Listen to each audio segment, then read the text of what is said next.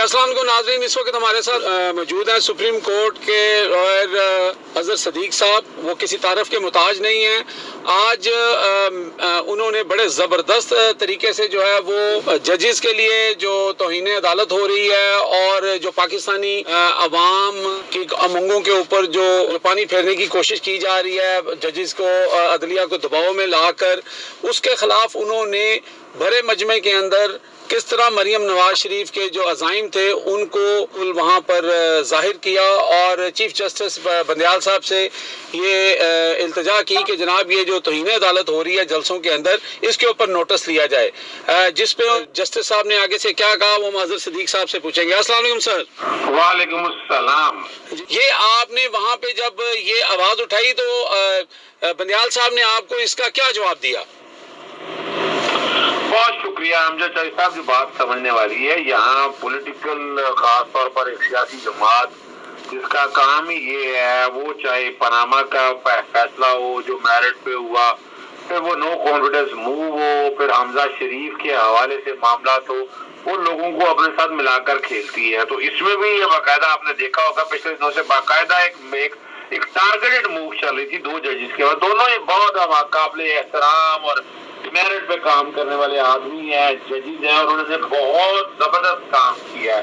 अब ये समझने वाली बात है कि ये क्यों, ये वजह सिर्फ इतनी है कि ये सुप्रीम कोर्ट तो भी क्या कर रही है, लाहौर हाई कोर्ट इस बारे में फैसला कर चुका है। लाहौर आपने जो पिटीशन दायर की उसमें कह दिया था कि इलेक्शन कमीशन मुशावरत के साथ गवर्नर से तारीख दे, लेकिन आपके सामने है कि गवर्नर भी भागता फिर रहा है, आइन तोड़ता फिर रहा है, और इलेक्शन कमीशन भी, वफाकी हुकूमत, निगरान हुकूमतें और गवर्नर सारे ये पेज के ऊपर है। तो किसने रेस्क्यू करना है? उन्होंने इंट्रा कोर्ट अपीलें दायर कर दी और मामला डिले हो रहा है। फैसला आया 16 तारीख को, इंट्रा कोर्ट अपीलों पे नोटिस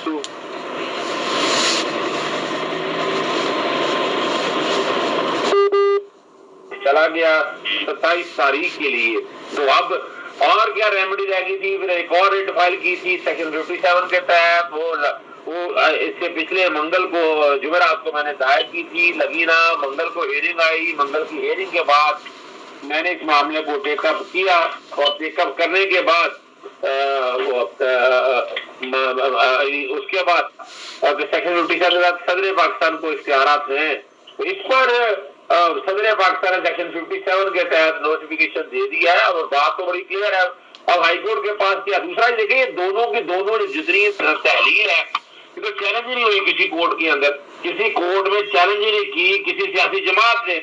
तो मैं नहीं समझता कि सुप्रीम कोर्ट को इस मामले को उठाना चाहिए था। जब कोई चैलेंज करती तो फिर बात थी, जब कोई सियासी जमात ने चैलेंज की तो फिर मुनासिब नहीं था ये सारे मामले को उठाना। सर आप जो मैं सीधी बात अवाम को, क्योंकि बड़ी टेक्निकल लैंग्वेज होती है, ये सारी रिट्स जो आपने की हैं, अवाम आपसे मुस्तफीद होती रहती है और आप हमेशा ना सिर्फ वहाँ पर अपना जो एक्शन लेते हैं, उसके बाद आप उसका एक बड़ा ज़बरदस्त रिएक्शन देते हैं, मीडिया पे आके लोगों को अवेयरनेस देते हैं कि एक्चुअल वहाँ हुआ क्या और आपने किया क्या। मैं सादा ज़बान में जो है मैं आपसे आपके ज़रिए लोगों को ये बताना चाहता हूँ कि एक तो ये कि सीधी सी बात है कि इमरान खान, पीटीआई या कोई भी जो लोग इस वक्त 70-80% लोग हैं, वो मुल्क में एक साफ और शफाफ इलेक्शन चाहते हैं। लेकिन आज जो स्पेसिफिकली जब आपने ये वहाँ पे ये फिक्रा यूज़ किया कि जनाब ये तौहीन अदालत जो हो रही है, इस मामले को टेकअप किया जाए, तो जहाँ तक मेरी इतला है, मुझे कुछ दोस्तों ने बताया कि फ़ौरन चीफ जस्टिस साहब ने आपको रिमार्क्स देते हुए कहा कि इस वक्त इम्पोर्टेंट जो पार्ट है वो ये है कि ये जो इस वक्त आइन का मसला चल रहा है इलेक्शन करवाने का, हम इसके बाद इसको देखेंगे। यानी तलवार लटक रही है। ये जो कैलवरी क्वीन है जो पत्थर लेके हाथ में फिर रही हैं, इसका मतलब है इनके लिए किसी वक्त भी चीफ जस्टिस साहब जो है, जैसे इमरान खान साहब को उन्होंने छोटी सी बात के ऊपर तौहीन अदालत लगा दी थी, तो आपको लगता है कि आने वाले दिनों में मरियम नवाज के लिए ये मुसीबत बन सकती है? जी बिल्कुल 100% बन सकती है। और अगर ना भी उन्होंने इस मामले को किया, देखिए अब नजर आ गया है सिटिंग जजेस के ऊपर। आपको पता है जब पनामा का मामला हुआ था उस वक्त 3 लोगों को तौहीन अदालत में सजा मिली थी, निहाना हाशमी, तलाल चौधरी और दानियाल अजीज। जी बिल्कुल बिल्कुल। और अभी आप देखिए, अब मरियम नवाज खुद कर रही है और बड़ी टारगेटेड कैंपेन कर रही है, और और कोई है ही नहीं, ताल्लुक ही कोई नहीं है। यानी जैसे मुजाहर नकवी ने कोई ऐसा काम नहीं किया, ना ऐसी कोई बात की, सिर्फ इतना है कि मुझे उस वाक़े का पता है कि वो घर से जब सॉरी परवेज लाई वजीरियाला थे तो उन दिनों वो अपने बच्चे घर से गाड़ी में निकले, प्राइवेट था, वरना गार्ड शार्ड रखे कोई नहीं थे। रास्ते में ट्रैफिक पुलिस वाले ने रोक लिया, गर्मी सर्दी हुई, मामला चला गया आईजी तक, आईजी में माफी तलाफी तक बात आ गई, फिर वो प्रिंसिपल सेक्रेटरी घर पहुंच गए जो मोहम्मद खान भट्टी थे, और मामला यूं पे जो है सुप्रीम कोर्ट ने सॉरी परवेज लाई ने मामले को टेकअप करके माफी मांगी इसमें, और उसके बाद दूसरी जो बात कर रहा है वो क्लाइंट और उसकी प्रिविलेज गुफ्तगू है। कई दफा हम भी कहते हैं कि फलां जज के पास लग जाए तो ज्यादा बेहतर है, कि वो क्योंकि उसका लीगल एक्सपीरियंस उस फील्ड में ज्यादा बेहतर है, और वो दबंग फैसले करने वाले जजेस यहाँ पर मौजूद है, तो इसमें ऐसी क्या बात है। यानी कि एक इंसान होता है वो मशहूर होता है कि वो जजेस को मैनेज करते हैं, वो जजेस को खरीदते हैं, बल्कि इनकी ये डायलॉग था कि हम वकील नहीं, हम जजेस मैनेज करते हैं।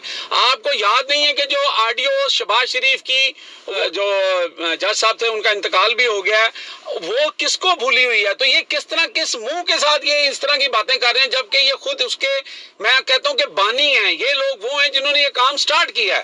जी बिल्कुल ऐसा ही है, इसमें कोई शक नहीं है, लेकिन सवाल ये है कि अगर इस पर अमल दरामद शुरू होगा तो तब की बात है, वो देखने वाली बात है। अभी तक खूब मैं यही देख रहा हूँ कि उस पर अमल दरामद उस तरह नहीं हो रहा है, और वो होना चाहिए। It is a need of the day, जरूरत है इस वक्त से, और इस पर अगर ना किया तो फिर कभी नहीं हो सकेगा काम, और इसका नुकसान है कि हमारे इदारे पूरी तरह से तबाह हो जाएंगे, तबाह बर्बाद हो जाएंगे। तो ये वो सोचने वाली बात है कि जिसको देखकर हम आगे चल सकते। यानी आप ये कह रहे हैं कि जो खान साहब ने कल अपनी स्पीच के अंदर जो टॉक की उन्होंने सोशल मीडिया के ऊपर, उन्होंने कहा कि अगर इलेक्शन 90 दिन में नहीं होते हैं तो फिर पाकिस्तान जो है वो एक बनाना रिपब्लिक होगा, उन्होंने इस बात को कहा, आप उसको सेकंड कर रहे हैं। सर मेरा एक और आखिरी सवाल आपसे ये है, वहां पर हेयरिंग के दौरान सुना है वहां पर ये जो एतराज उठाया जा रहा था 2 जजेस के बारे में, उसके साथ साथ ये भी लुकमा दिया गया कि जी आप फुल बेंच कर लें। फुल बेंच के ऊपर ये था कि जो पीपल्स पार्टी के अचनाइक साहब हैं वो उन्होंने कहा कि जी फुल बेंच कर लें, तो उन्होंने कहा जी ठीक है, हमें इस पे कोई इतराज नहीं है। सुना है कि जस्टिस अतर मनल्ला साहब ने भी इसकी तजवीज़ ये दी। तो बात यह कि फुल बेंच जो है वो 15 जजेस का होता है, आपको 2 लोगों का एतराज है 9 के दरमियान, जो 9 जजेस हैं उसमें 2 का एतराज है, फुल बेंच में आप उनको एक्सेप्ट कर रहे हैं, ये तजाद नहीं है? अच्छा जी देखिए, मैं सिंपल सी बात आपको रख दूं, पसंद और नापसंद पे जजेज ये अदालतें नहीं चला करती, याद रखिएगा।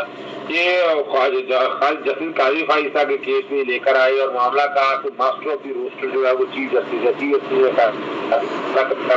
कि कौन कौन से जजेज आएंगे या कौन नहीं आएंगे, ये पसंद और नापसंद पे छोड़ा नहीं जा सकता। जी बिल्कुल, उनकी सवाब है। और अगर इस तरह हो जाए, अगर इस तरह बैठकर अगर आ जाए तो कभी जैसे जमाल मंदुखिल के बारे में आया कि उनका नोट जो है वो बाहर कैसे आ गया, ये बड़ी हैरानकुन बात है जी। मैं उनको मैं उनका माइंड बड़ा क्लैरिटी के साथ देखता हूँ कि वो जैसे जमाल मंदुखिल बड़ी ऑनेस्टली अपने काम से काम करते हैं, और स्टेज के ऊपर इस तरह की कोई भी चीजें आगे नहीं चलनी चाहिए। और फुल कोर्ट बनाने की जरूरत क्या है? लाहौर हाईकोर्ट इलेक्शन की डेट दे चुका हुआ है, सदर ने डेट दे दी है, अब क्या करना है? इलेक्शन कराने अब। चले सर, ये लास्टली आप ये बता दें, ये मैं आपसे ऑफ द रिकॉर्ड बात करके पूछ रहा हूँ अपने नाजरीन के लिए, आप हमेशा गाइडेंस देते हैं, आपको ऊंट किस करवट बैठता हुआ नजर आ रहा है? आपकी जो एक छठी हिस्स है वो क्या कह रही है? मुझे तो ये लग रहा है कि बात इलेक्शन की तरफ इंशाल्लाह जाएगी। देखिए, इलेक्शन की तरफ तो बात जा चुकी है, ये नया चैप्टर खुलने की बात हो रही है कि असेंबलियां जो है वो रिस्टोर कर दें, जब असेंबलियां बहाल हो जाएं और उसके बाद चीजों को आगे ले जाया जाए। लेकिन मैं नहीं समझता कि मौजूदा हालात के अंदर मुझे तो असेंबलियां बहाल होती कोई नजर नहीं आ रही है। असेंबलियां ही नहीं रहेंगी, बात आगे इलेक्शन की तरफ जाएगी, और अगर आपने ये सारा मामला सेटल कर लिया तो फिर इलेक्शन भी आपको इकट्ठी होंगी और थोड़ा बहुत आगे पीछे हो सकता है। हाँ, जब आईने पाकिस्तान ने 18वीं तरमीम के जरिए ये इख्तियार दे दिया कि आप वक्त से पहले तहलील कर सकता, तो दूसरी राय तो है कोई नहीं है। एग्जैक्टली 90 दिन में से आज की डेट तक 41 दिन गुजर चुके हैं, तो 49 दिन रह गए हैं, और सेक्शन 57 के तहत 14 दिन के अंदर अंदर इलेक्शन होना है शेड्यूल के मुताबिक। बहुत शुक्रिया सर, आपने इतना टाइम दिया। लास्टली मुझे वो 2 बातें याद आ गई। वो कहते हैं कि नून लीग के लिए जो उनके लिए जो इस वक्त रवैया है वो यही है कि जनाब आप जो चाहते हो करो, आपकी मर्जी है, सिक्के के दोनों रुख आपके हैं। और इमरान खान और पीटीआई के लिए ये है कि वो पंजाबी की मिसाल है कि आटा गूंदे हिल्दी क्यों है। जी बिल्कुल ऐसा ही, बड़ा फरमा रहे हैं। जी बहुत शुक्रिया sir, thank you very much.